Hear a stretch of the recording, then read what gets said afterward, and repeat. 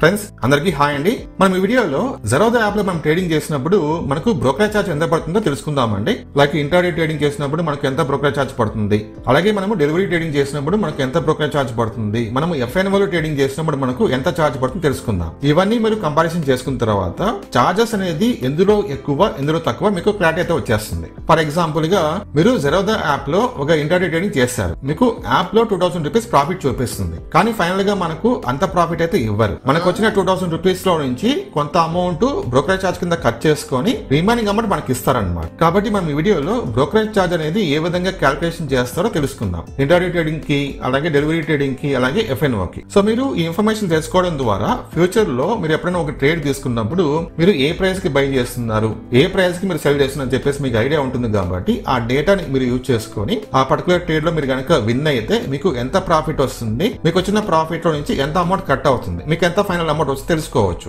So friends, ఇప్పుడు నేను Zerodha app కి సంబంధించి అఫీషియల్ క్యాల్కులేటర్ అయితే ఓపెన్ చేసుకున్నాను. ఇక్కడ చూడండి మీరు జెరోదా బ్రోకరేజ్ క్యాల్కులేటర్. ఓకేనా, ఫస్ట్ మనం ఇక్కడ చూడండి ఇంట్రాడే ఈక్విటీ అంటే మీరు ఏదైనా ఒక స్టాక్ తీసుకొని ఇంట్రాడే ట్రేడింగ్ చేస్తే కనుక మీకు ఎంత బ్రోకరేజ్ ఛార్జ్ కట్ అవుతుంది. ఇక్కడ చూడండి బై.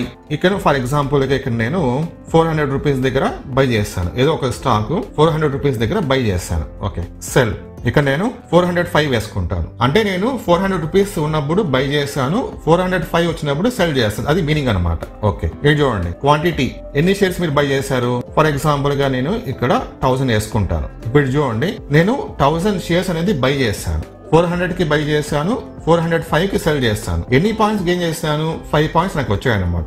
సో 5 ఇంటూ ఇక్కడ 1000, 5000 రూపీస్ నాకు ప్రాఫిట్ రావాలి. యాక్చువల్ గా నాకు ఎంత వస్తుంది ఇక్కడ చూడండి. ఇక్కడ చూడండి జెరోదా చార్జెస్ 40 రూపీస్. సో ఈ 40 రూపీస్ జెరోదా యాప్ వాడు తీసుకుంటాడు. రిమైనింగ్ ఇక్కడ చూడండి స్టాట్యుటరీ చార్జెస్ అని చెప్పేసి ఇక్కడ చూడండి STT టోటల్ 101 రూపీస్. తర్వాత exchange transaction charge 24.71 rupees charge చేస్తున్నారు. GST 11.79 rupees, SEBI charges 0.8 rupees, stamp duty 12 rupees. తర్వాత total taxes and charges 190 rupees. నాకు వచ్చిన 5000 రూపీస్ దగ్గర నుంచి 190 రూపీస్ కట్ అయిపోతుంది నేను ఇంట్రాడే ట్రేడింగ్ చేస్తే కనుక.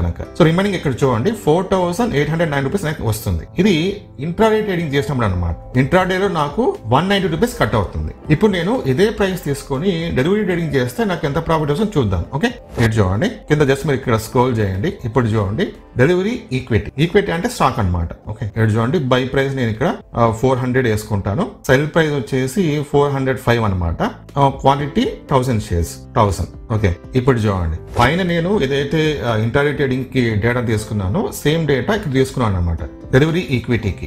ఓకేనా, ఇప్పుడు చూడండి యాక్చువల్ గా నాకు 5000 రూపీస్ ప్రాఫిట్ రావాలి, ఎందుకంటే నేను ఇక్కడ 1000 షేర్స్ బై చేశాను, 5 పాయింట్స్ గెయిన్ చేశాను. సో 5 ఇంటూ 1000 5000 రూపీస్ ప్రాఫిట్ రావాలి. ఇప్పుడు చూడండి జెరోదా చార్జెస్ బ్రోకరేజ్ 0 రూపీస్. ఇక్కడ జెరోదా వాడు మనకు ఎటువంటి ఛార్జ్ అయితే తీసుకోవటం లేదు, కానీ మనం ఇంట్రాడే ట్రేడింగ్ చేసినప్పుడు మాత్రం ఇక్కడ 40 రూపీస్ ఛార్జ్ చేస్తున్నాడు. Okay, STT total 805 rupees. తర్వాత exchange transaction charge 24.71 rupees, GST 4.59 rupees. Overall గా వీడు ఇక్కడ చూడండి లాస్ట్ గా టోటల్ ట్యాక్స్ అండ్ చార్జెస్ ఎంత అండి 895 రూపీస్ కట్ అవుతుంది. ఇది డెలివరీ. ఏడు చూడండి ఇది దేనికి, ఇది డెలివరీ ఈక్విటీ. అంటే మనము స్టాక్స్ గనక డెలివరీ ట్రేడింగ్ చేస్తే మనకి ఇక్కడ ఏంటంటే 895 రూపీస్ కట్ అవుతుంది. అదే మనం స్టాక్ ఇంట్రాడే ట్రేడింగ్ చేస్తే గనక ఇక్కడ చూడండి జస్ట్ 190 రూపీస్ మాత్రమే కట్ అవుతుంది. సో ఇవి రెండు కంపారిజన్ చేసుకుంటే మనకు డెలివరీ ట్రేడింగ్ లో ఎక్కువ బ్రోకరేజ్ ఛార్జ్ అయితే కట్ చేస్తున్నారు. ఇప్పుడు చూడండి డెలివరీ ఈక్విటీ కదా, నాకు ఫైనల్ ప్రాఫిట్ ఇక్కడ చూడండి. ఫైనల్ ప్రాఫిట్ వచ్చేసి నాకు 5000 రూపీస్ రావాల్సింది, నాకు ఎంత వస్తుందండి ట్యాక్సెస్ తర్వాత 4104 రూపీస్ అయితే వస్తుంది.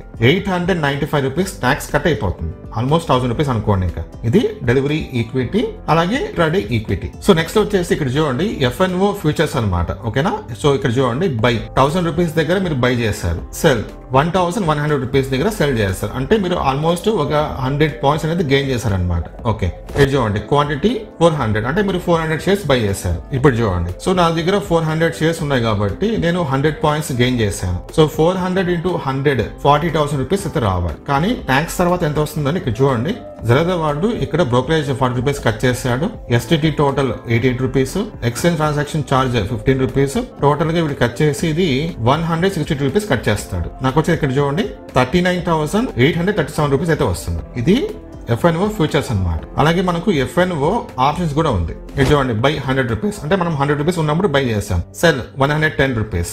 టోటల్ గా మనం ఎన్ని పాయింట్స్ గెయిన్ చేస్తాం? 10 పాయింట్స్ గెయిన్ చేస్తాం. క్వాంటిటీ ఎంత? 400 షేర్స్. సో 400 into 10 ఎంత అవుతుందండి? నాకు 4000 రూపీస్ ప్రాఫిట్ రావాలి. కానీ ఫైనల్ గా ఎంత వస్తుంది? ఇక్కడ చూడండి, 3872 రూపీస్ అయితే వస్తుంది. ట్యాక్స్ ఎంత కట్ అయ్యింది?